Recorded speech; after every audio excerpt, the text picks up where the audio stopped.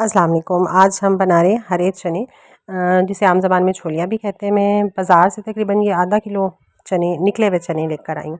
तो अब पकाने से पहले जो सबसे ज़रूरी काम है वो ये कि आपने एक बर्तन में पानी अच्छे से गर्म करना है, बल्कि बॉयल करना है। जब उससे सही तरह से बॉयल आने लग जाए तो आपने ये जो निकले हुए चने आप बाज़ार से लेकर आए हैं, ये आपने 2 से 3 मिनट के लिए उस उबलते हुए पानी के अंदर डाल देने हैं। और फिर आपने इसको छलनी से छान लेना है।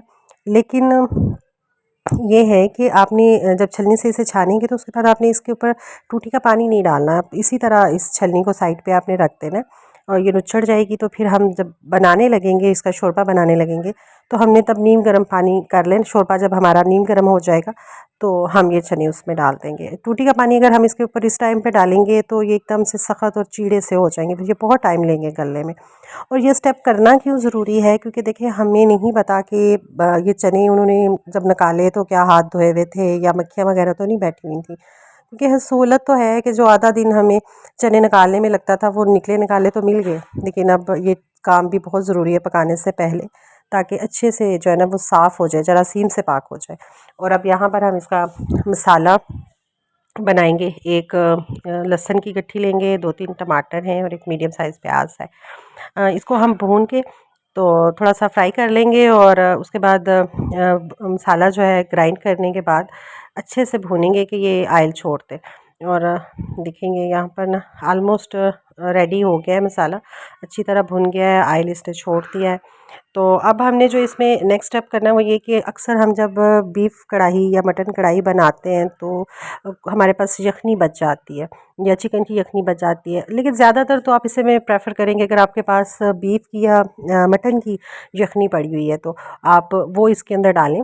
मेरे पास पड़ी हुई थी, मैं इसके अंदर मैंने डाल दी। अभी आहिस्ता आहिस्ता मेल्ट होगी। अच्छा, ये एक ऑप्शनल स्टेप है, ये कंपलसरी नहीं है, ये ज़रूरी नहीं है कि आपने ये डालनी है। अगर नहीं भी आपके पास यखनी तो आप सिंपली पानी के साथ शोरबा बना लें, वो भी उतना ही मज़ा देता है। ये तो सिर्फ इसलिए कि अगर पड़ी हो आपके पास तो आप चलें इसको यूज़ कर लें इसमें।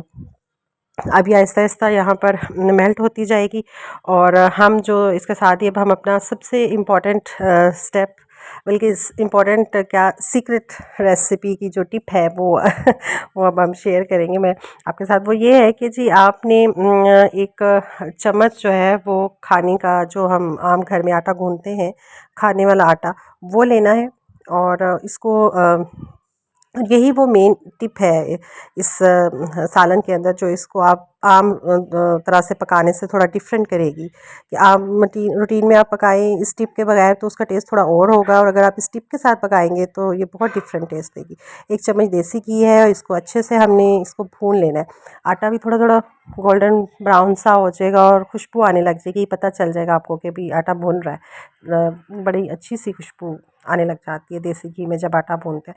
अच्छा, अब हमने डायरेक्ट जब भून लिया तो उसको हांडी के अंदर नहीं डाल देना। अब हमने थोड़ा थोड़ा जो यखनी है जो हमारी मेल्ट हो चुकी थी वो हमने थोड़ी थोड़ी इसके अंदर डालनी है, ताकि अगर कोई गुठली बन रही है तो वो यहीं पे मेल्ट हो जाए इस फ्राई पैन के अंदर।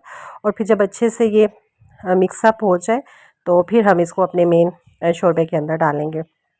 और जो ये देखिए, अब अगर हल्की फुल्की हमें कहीं फील हो रही है तो हम उसको मिक्सअप करते जाएंगे। और जब अच्छी तरह हमें लगेगा कि अब कोई गुठली नहीं है, हमारा आटा प्रॉपरली सारा इसके अंदर हो गया है मिक्सअप, तो हम अब जो दूसरी टिप है वो ये कि एक तो वो आटा देसी घी में भुना हुआ उसका तड़का लगना है, और दूसरा ही काली मिर्चें आपने ज़रूर डालनी है इसके अंदर। उससे इन दोनों चीज़ों से जो टेस्ट आएगा वो बहुत डिफरेंट और बहुत यूनिक होगा। लगेगा कि आप छोटे पाए का शोरबा पी रहे हैं या छोटे पाए का सालन खा रहे हैं। और यहाँ पर ये फाइनल लुक है इसकी। थोड़ी सी हरी मिर्चें काट लें साथ, और अगर आप इसको नान के साथ खाएं तो बहुत मज़े का लगता है जी, बहुत मज़े का भी लगता है अगर आप इसे नान के साथ खाएं। रोटी के साथ भी आप ले सकते हैं, लेकिन बहुत यमी। ट्राई करके देखिएगा ये जो सीक्रेट टिप मैंने आपको बताई है इसके साथ। और बहुत शुक्रिया रेसिपी देखने का। अल्लाह हाफिज़।